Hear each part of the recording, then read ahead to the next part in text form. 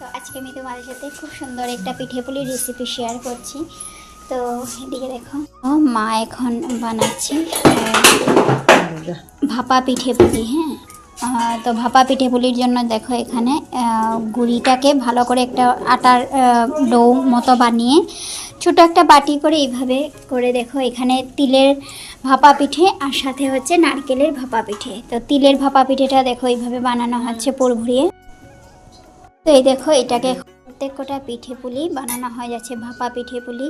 তো এই দেখো এইভাবে করে এখন গোল গোল করে ঠিক বলের শেপ দিয়ে দেওয়া হচ্ছে। এটা হলো তিলের পুর ভরা ভাপা পিঠে।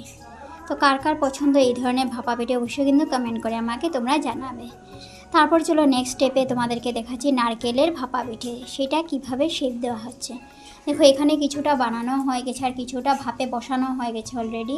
তো তাও আমি তোমাদের সাথে এটা বানানোর প্রসেসটা আমি শেয়ার করছি।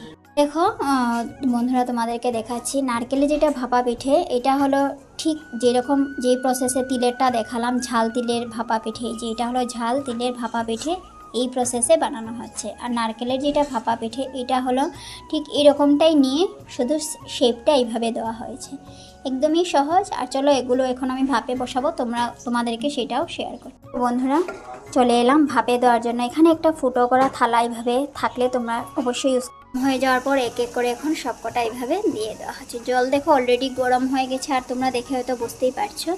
তো চলো এখন সবকটা দিয়ে এইভাবে এই দেখো খুব সুন্দর করে এখন ঢেকে দেওয়া হবে যাতে জিনিসটা সুন্দর হয়, ভাব হয়ে যায়, পুরো মোমোর মতো হয় দেখতে। দিয়ে দিলাম।